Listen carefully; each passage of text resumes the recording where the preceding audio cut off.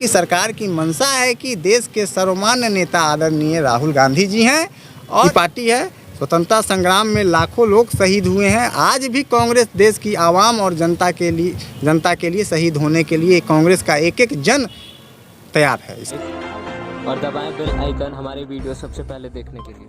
हर जिला में एक प्रभारी नियुक्त किया गया है जो विशेष जानकारी इस विषय में हमारे प्रभारी महोदय आप लोगों को देंगे। राहुल गांधी जी द्वारा आवाज़ उठाया जा रहा है, जिसको उनको बार बार लगातार उनको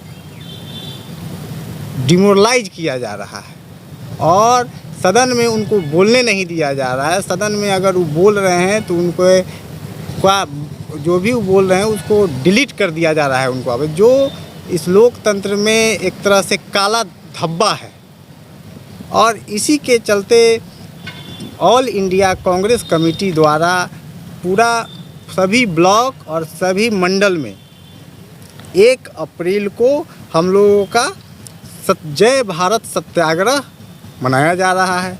इसका बिंदुवार हमारे पास आया है, उसको हम आपके सामने में प्रस्तुत करते हैं। हम भी कांटी के प्रभारी बने हैं, प्रदेश द्वारा नियुक्त किया गया है। मुझे भी अध्यक्ष जी से वार्ता हुई है। ये 28 मार्च से हम लोगों का कार्यक्रम चल रहा है। इसमें लोकतंत्र मशाल यात्रा है। 35 शहरों में राष्ट्रीय स्तर के नेताओं के द्वारा प्रेस कॉन्फ्रेंस हुआ है, जिसमें अभी हाल फिलहाल में मुजफ्फरपुर में अलका लांबा जी भी कार्यक्रम की है। एवं प्रकार से क्रमबद्ध तरीके से ये 20 से 30 अप्रैल तक एक कार्यक्रम लगातार सत्याग्रह चलता रहेगा। देश की जो सरकार है उसके खिलाफ में आवाज़ हम लोग कर रहे हैं और देश को जो गुमराह किया जा रहा है राहुल गांधी के बारे में उस पर हम लोग विस्तृत आपके सामने में चर्चा करेंगे। मेन 2 बिंदु राहुल गांधी जी ने सदन में उठाए थे। 7 फरवरी को राहुल गांधी जी ने अपने भाषण में अदानी को महाघोटाले में 2 सीधे सवाल पूछे सदन में। क्या अदानी सेल कंपनियों में 20 करोड़ या $3 बिलियन अदानी इस पैसों को खुद कमा नहीं सकता है क्योंकि वो इंफ्रास्ट्रक्चर बिजनेस में है? यह पैसा कहां से आया? किसका काला धन है या किसकी सेल कंपनी है? कंपनियां डिफेंस फील्ड में काम कर रही है, कोई क्यों नहीं जानता यह किसका पैसा है? इसमें एक चीनी नागरिक शामिल है, कोई यह सवाल क्यों नहीं पूछ रहा है? यह चीनी नागरिक कौन है? यह पहला सवाल था। इसी क्रम में दूसरा सवाल आता है, प्रधानमंत्री जी का अदानी से क्या रिश्ता है? उन्होंने श्री अदानी के विमान में आराम करते हुए पीएम मोदी की तस्वीर दिखाई थी, जो आप लोगों ने भी इलेक्ट्रॉनिक मीडिया, प्रिंट मीडिया के माध्यम से आप लोग देखे थे। उन्होंने रक्षा उद्योग के बारे में, हवाई अड्डों के बारे में, श्रीलंका में दिए गए बयान के बारे में, बांग्लादेश में दिए गए बयान के बारे में, ऑस्ट्रेलिया में स्टेट बैंक के चेयरमैन के साथ बैठे श्री नरेंद्र मोदी से श्री अदानी की तस्वीरें इन्होंने कथित तौर पर 1 बिलियन का ऋण स्वीकृत किया था के बारे में दस्तावेज दिए हैं। यह सबूत के साथ सवालों का दूसरा सेट है। अदानी के घोटाले पर संसद में राहुल गांधी के भाषण के ठीक 9 दिन बाद उनके खिलाफ मानहानि का मामला फिर से शुरू हो गया। राज्यसभा में कांग्रेस अध्यक्ष श्री मल्लिकार्जुन खड़गे के भाषण में से अदानी घोटाले के महत्वपूर्ण अंश और राहुल गांधी के भाषण को संसद के रिकॉर्ड से हटा दिया। ये देश का काला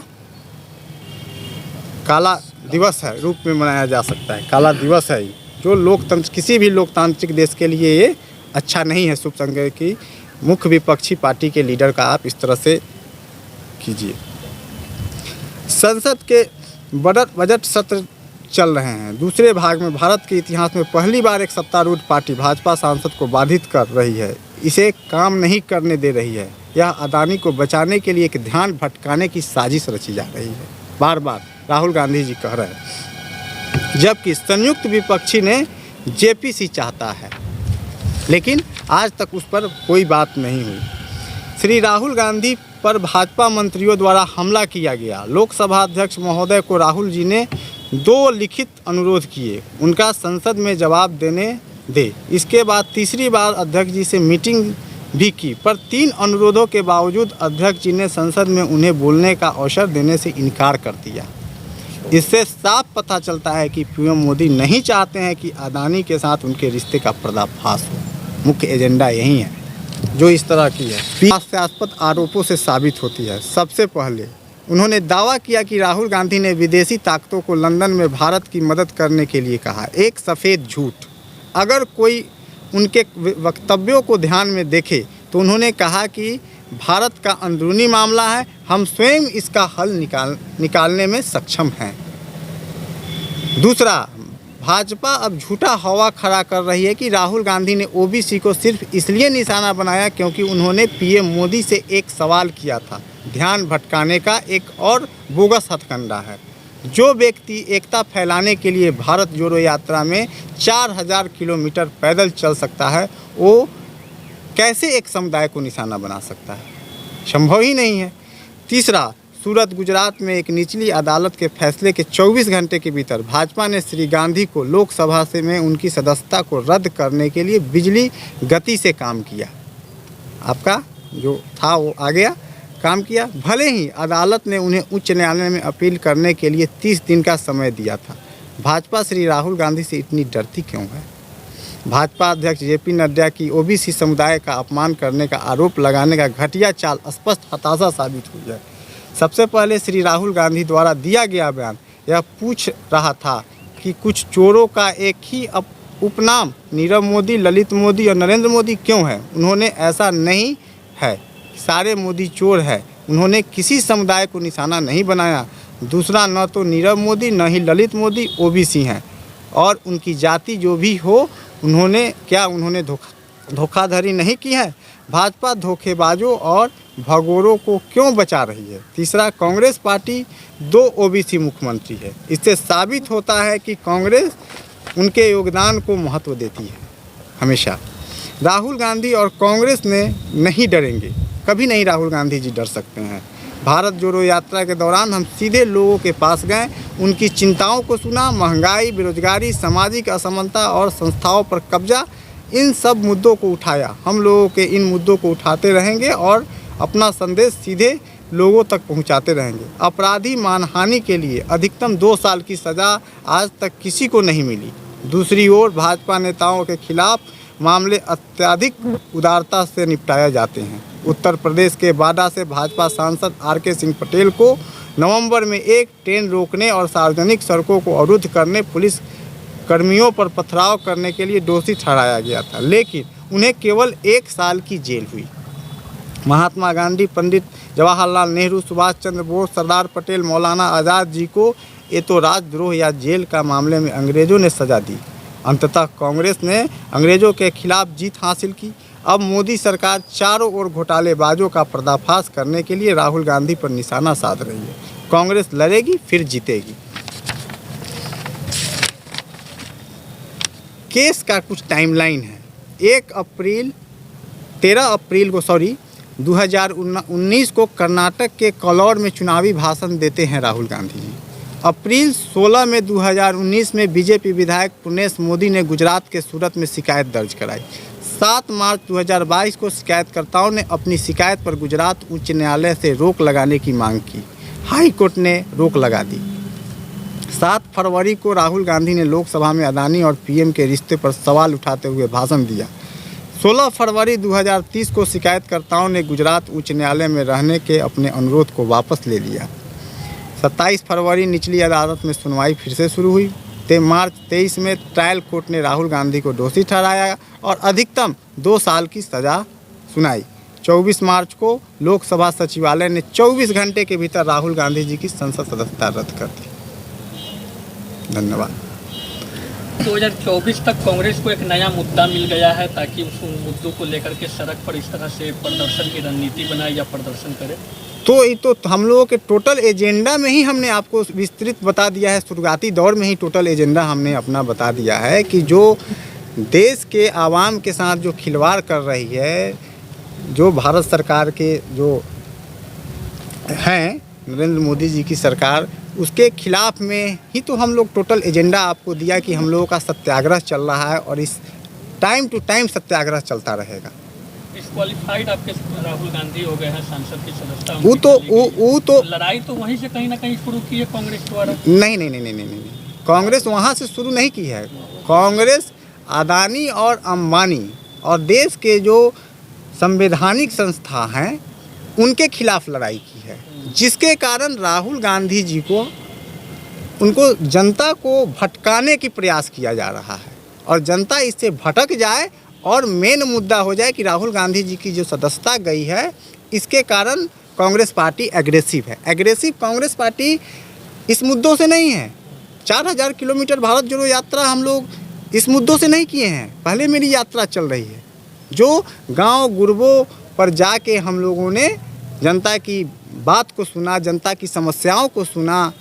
हमारे बिहार से भी बहुत सारे साथी हम लोगों के भारत जोड़ो यात्रा में गए थे। तो ये तो प्रवृत्ति सारा जो देश के नेता हमारे मुखिया हैं नरेंद्र मोदी के जी द्वारा जो कृतित्व किया जा रहा है उसको तो बार बार हम कांग्रेस पार्टी के द्वारा हम लोग उजागर कर रहे हैं। लोकसभा का चुनाव 2024 नज़दीक है, लगता है कि इन तरह के मसलों से कांग्रेस को फायदा कुछ पहुंच पाएगा? बिल्कुल 100% फ़ायदा मिलेगा कांग्रेस पार्टी को। कांग्रेस तो हमेशा से आज़ादी की लड़ाई लड़ी है, देश को स्वतंत्रता संग्राम की तरफ ले गई है, स्वतंत्र भारत का नींव रखा गया है, देश का टोटल संवैधानिक संस्था को बनाया कांग्रेस पार्टी ने। तो इसको तो कांग्रेस अपना खून और पसीना दे के इसको करेगी।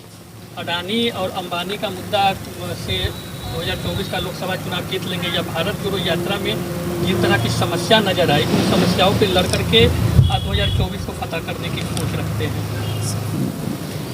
अडानी जी का तो मुद्दा है ही, लेकिन देश का जो मूल समस्या है, जो संवैधानिक ढांचा जो जा रहा है, जो देश का जो संवैधानिक ढांचा जो बिक रहा है, उनकी स्वायत्ता खत्म नरेंद्र मोदी जी के द्वारा किया जा रहा है देश के प्रधानमंत्री, उस पर हम लोग लड़ाई लड़ रहे हैं। गरीब गुरबों की लड़ाई लड़ रहे हैं, गरीबों की हक की लड़ाई लड़ रहे हैं, संविधान बचाने की बात कर रहे हैं। देश की कॉन्स्टिट्यूशन बचेगी तब आप बचिएगा, आपका भी तीसरा लोकतंत्र का तीसरा स्तंभ है, आप भी तब बचिएगा। जब आप ही नहीं रहिएगा, देश की आवाम ही नहीं रहेगी तो क्या होगी? लड़ाई तो वहाँ है, जो मूल संविधान है उस पर हम लोगों को बात करना है ना। भारत जोड़ो यात्रा और सत्याग्रह क्या देखा जाए कि ये लोकसभा की तैयारी के मद्देनजर की जा रही है? देखिए, हम ये तो जब कोई भी पॉलिटिकल पार्टी होती है, चुनाव होता है, तो ये तो क्रमबद्ध तरीके से राजनीति में चुनाव लड़ना और जीतना और हारना लगा रहता है, इससे कोई दो राय नहीं है।